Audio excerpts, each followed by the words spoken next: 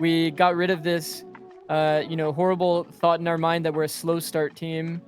Uh, Now we've broken the curse of, we can't win on ascent. So one by one, we're slowly just breaking down all these barriers in our head, and I think that's going to build a lot of our confidence.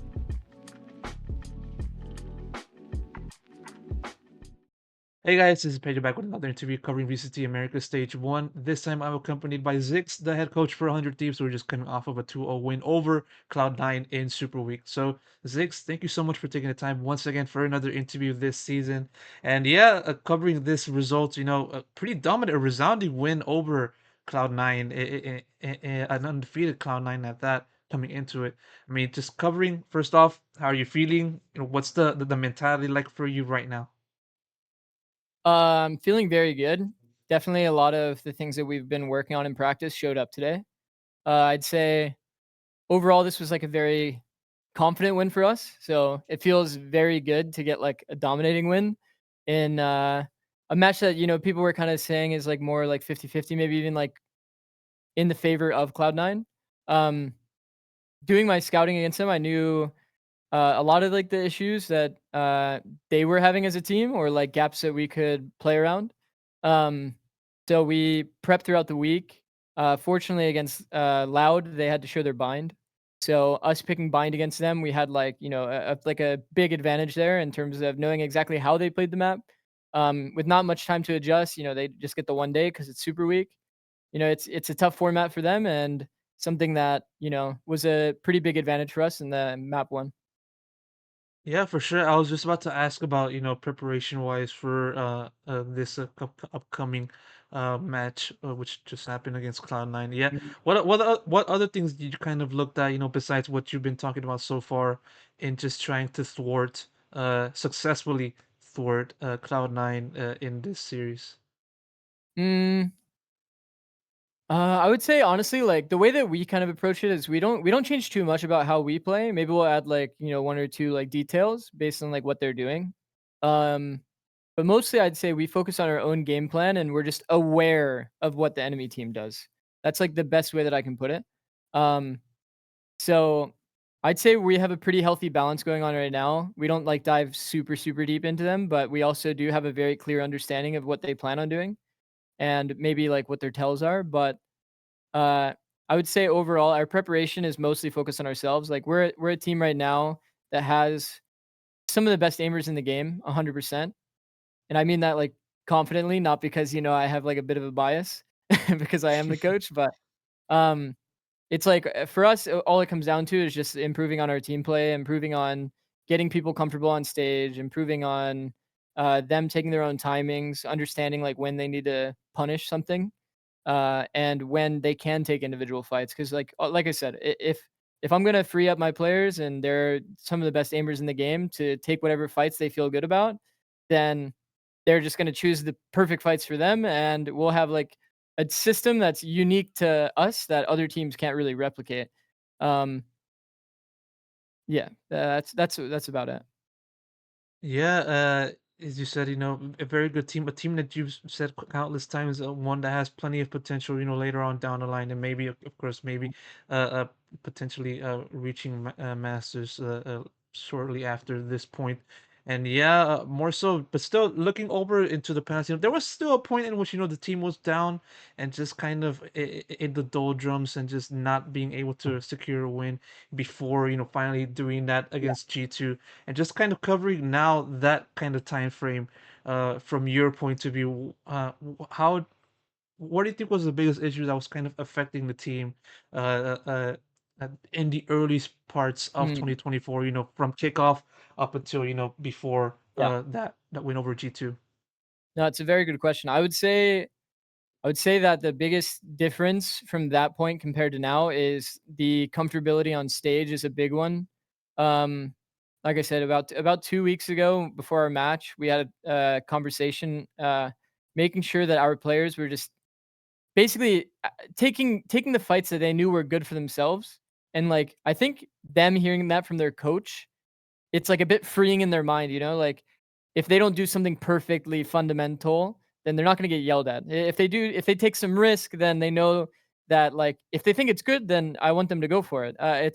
it's like there's always gonna be a balance, like, in certain situations, you're gonna have to, like, tighten up your play, in certain situations, you're gonna have to be a bit more loose, um, but that's something that, you need in a team to be, like, perfect in my eyes. You need to have this understanding that you can't always play perfect fundamentals. You need to have some sort of an X factor, and I would say that before when we played, we didn't really have much of an X factor. It was a lot of like I think Matt would play very, very confidently on stage, but some other people on our team were still like kind of in a headspace of like, well, I don't want to like do something that's not team oriented. So then we kind of like understood the balance a bit more as time went on. We got rid of this horrible thought in our mind that we're a slow start team. Uh Now we've broken the curse of, we can't win on ascent. So one by one, we're slowly just breaking down all these barriers in our head, and I think that's going to build a lot of our confidence to continue this momentum building forward. So I guess all in all, I would say, yeah, a lot of comfortability on stage, a lot of confidence in individual play is a big difference maker. And there's other things that we're working on as well. I think like improving our slow play on certain maps is going to be something that we need to like level up. But overall, I'm super super confident with the progress of this team, and I think that with more time, we're gonna steamroll all these other teams. Mostly mental, right? Because the way you've been saying it, this is more so just the individual players not being able to play to their complete potential, and just kind of working together as a unit as well. Right, right. Mostly mental. Yeah, there's multiple factors to it. I would say in terms of our team play, we needed to level up certain areas. Our spacing and our trades were pretty bad. Some people on the team weren't fully understanding how to like be the best entry for the second guy that's coming in. Just a lot of these small details that we had to go over. Also, kind of go with the mental. But I would say, yeah, the mental was definitely a big proponent of it. Um, like Bang, as an example, is an insane aimer, one of the best in the game by far, like, everybody knows that, Mhm. and for me, I'm super impressed by him because he's been just playing super free, taking individual fights, like, taking a bunch of risk, but he's so good that it's always gonna work out for him, you know what I mean? Like, he just Yeah. needed to be able to be a bit more free so that he can actually take these fights. There's a reason why I believe there's a graphic posted on Reddit that people like the players voted on him as like being one of the best controllers, or probably the best Yeah, controller in the league. And yeah, it is a testament to the team's individual prowess yeah. within that 100 Thieves camp. And yeah, now little bit going back into the G2 match, just more so the significance of that earlier on in this Super Week. Finally getting that first win over G2, and just finally starting off this momentum that you guys now have continued today over Cloud9. How crucial was it for you guys to finally just get that first win out of the way, just finally set the foundation for everything else that happens today? I do think and I mean, we had this conversation in our team for sure, it's like as a team, it's like I'll set a bar here. It's like if you're here as a team, you're gonna lose until you get above the bar.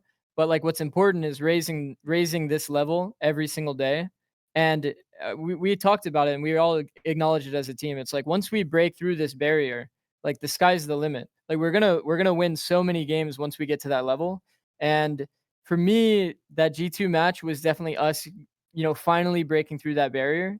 Um, and a lot of that came, like I said, just from people on the team playing super confident and believing in ourselves, taking their individual timings. Like, just we're a team that goes out there and plays to win, and that's what we look like right now. So we just need to keep that momentum, work on what we need to fix, understand our strengths, and make sure we're still playing to that no matter what.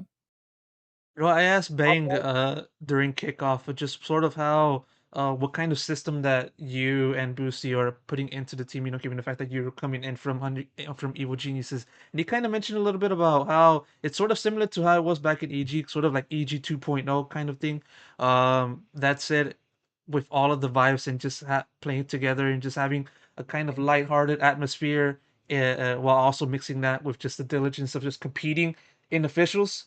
And so, how do you kind of look at the system now, after tweaking it during kickoff, post kickoff, during the break, and even now during stage one? If I'm being honest, we've kept the system pretty steady. I mean, everybody on our team loves the process that we have. We come in with clear goals, things that we want to add, things we want to work on, and we make sure that we are working on those things, hitting those marks every single day that we come into prac.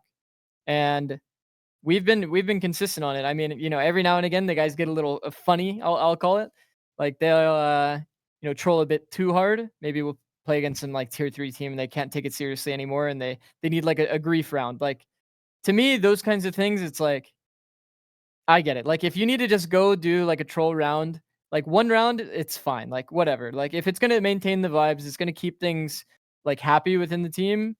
I don't mind doing it too often, but when it gets a bit too much is when I'll Mhm. have to, put down the hammer a bit and yell at them a bit for that. But I'd say overall our balance is pretty good. I have to play a bit of a like a father figure kind of role at times for sure and tell people to focus up. But I would say overall the balance is good. Like we're definitely a very happy go lucky team. We have a lot of fun together. We spend a lot of time outside of the game together. We got a ping pong table that we're playing we're playing games now too. So just all these little things. Like after all of these like wins, even after a loss, no matter what, we've always done something together as a team. And I think that that kind of environment is super, super good for a team in the long run. Because I would even say, funny enough, like in practice this week, we're going through a bit of like a storming phase where it's more of like people are getting a little frustrated with each other and like saying their opinions, and we were kind of working through that. But overall, like that kind of thing, when it comes down to it, when it's game day, like everybody brought their best in terms of how they played, how they communicated, hyping everybody up on our team. So yeah, I mean, ultimately we have things to fix. Every team does, I'm sure, but definitely very happy. This is a confident win, and we just need to keep with the process. Make sure there's no levels of complacency. Um, Given the fact that we're 2 wins now, we're in a pretty good spot to make sure we get playoffs. But it doesn't stop for us. Every single win is going to be important. Uh, with championship points, given every single win, like we have no intention to stop here. We plan on beating Crew. We plan on beating Energy, and ending the split strong. So that's the plan moving forward.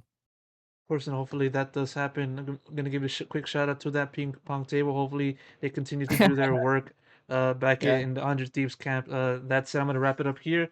Zix, thank you so much for taking the time during this interview once again. Really appreciate it, and best of luck goes to you for the all good. road ahead. Thank you.